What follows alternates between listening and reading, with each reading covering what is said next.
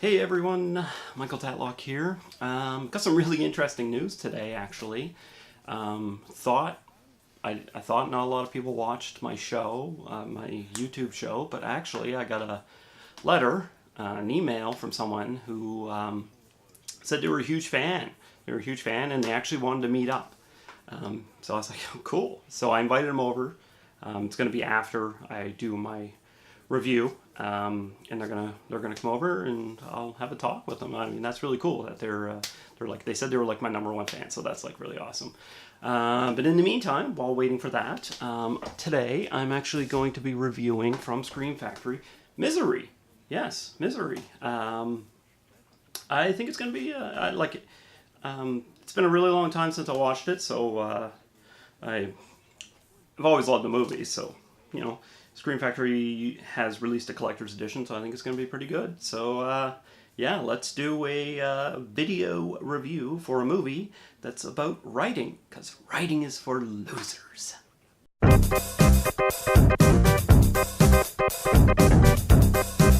Okay, so, like I said, Misery.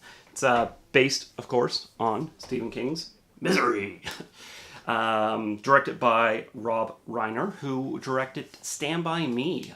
Stephen King, he didn't give out his permission to do a lot of his films back then.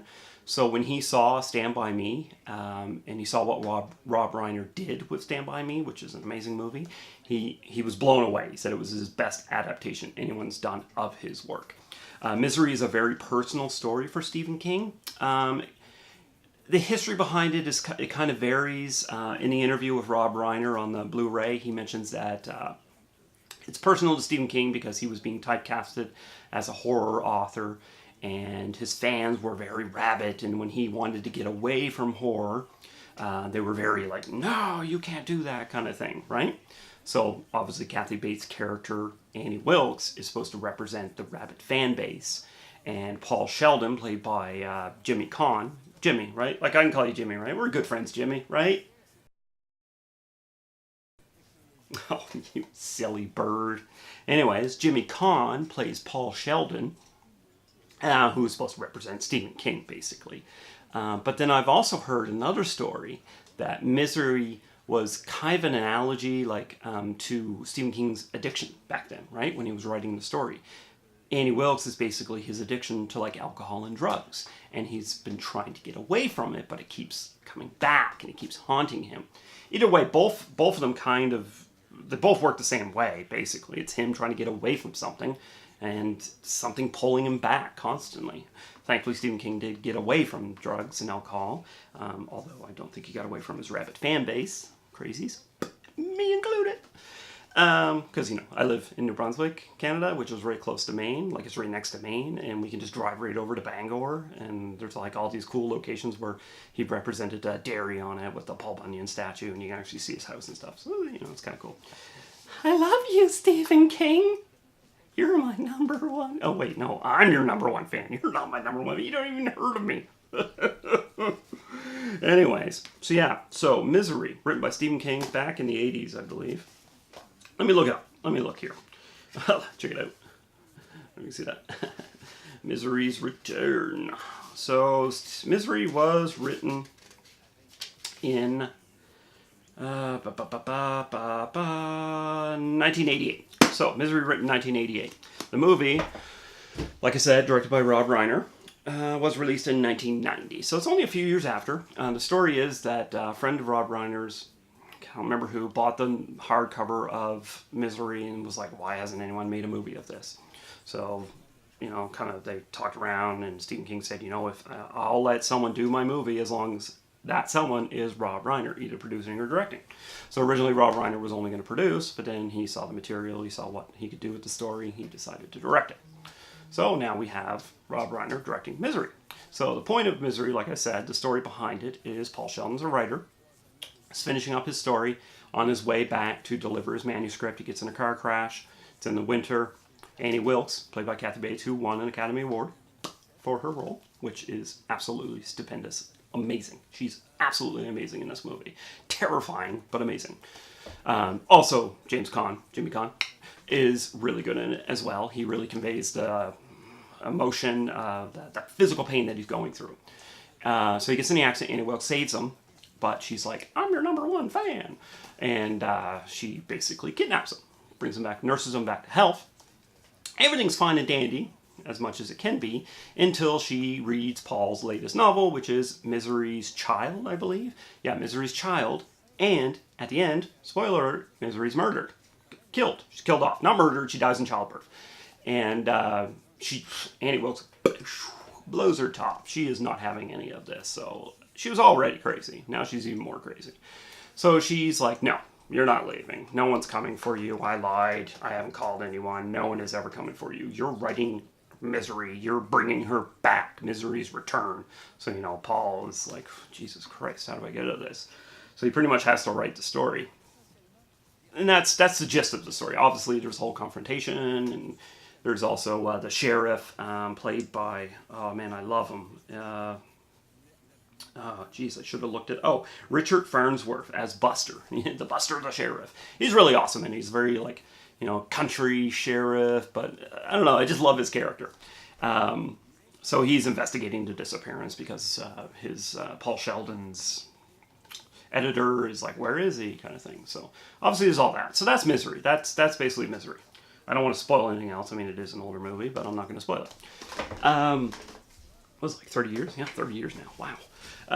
So there is a couple differences between the book and the movie. The ending is different. The book's ending is different. Fair warning, Rob Reiner in his interview does spoil the ending. So if you haven't read the book, maybe you should wait. I mean, if you haven't read it, you definitely need to read it. Because it's just awesome. It's an awesome book. It reads really quick. It's only how many pages is it? It is like a whopping... What is that? Misery. Oh yeah, 338 pages. It flies by. So, obviously I love the movie. You're never going to listen to, was it Moonlight Sonata again without seeing that hobbling scene with the sledgehammer. Oh my God.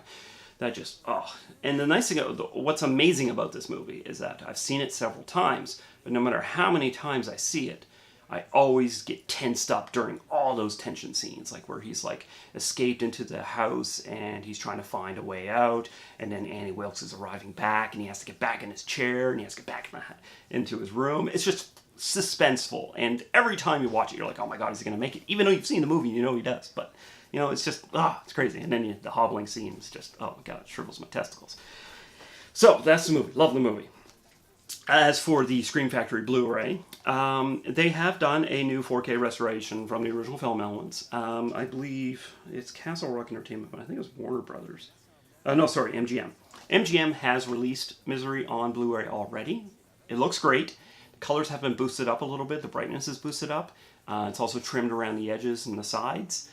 This is a little more, not as bright. It's a little darker, but I find it's a little more, it's closer to the representation of what the film should look like. Like the characters' skins look a little orange on the MGM, whereas this is a little more cooler. Everything's a little cooler, but I mean, it is a wintertime film, so it works better.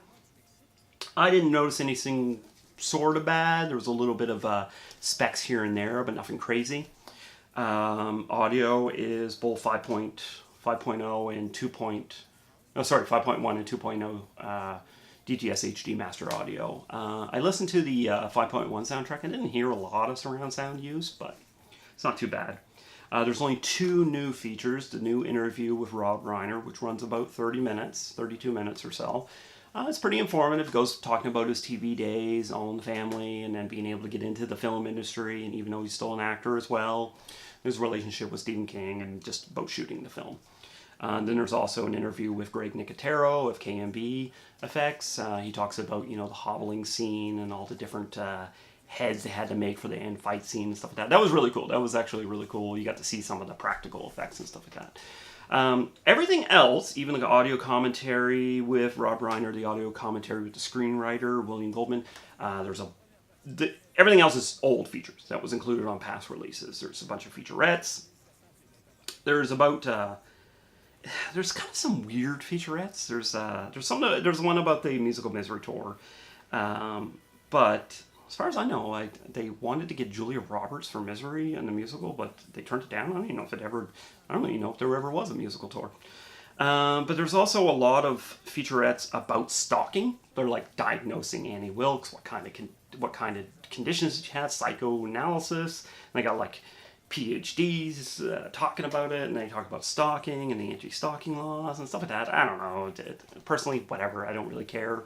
Like, just give me some cool features. As for trailers, they do have 2 trailers for the film. One is probably by far the best Christmas themed trailer ever, and it's for Misery, but it just talks about being home for the holidays and stuff. It's pretty frightening.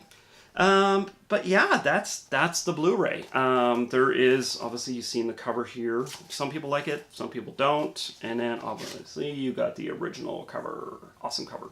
I like that. It's a reverse sleeve. You can flip it around and have that as well. And that is the Blu-ray. So,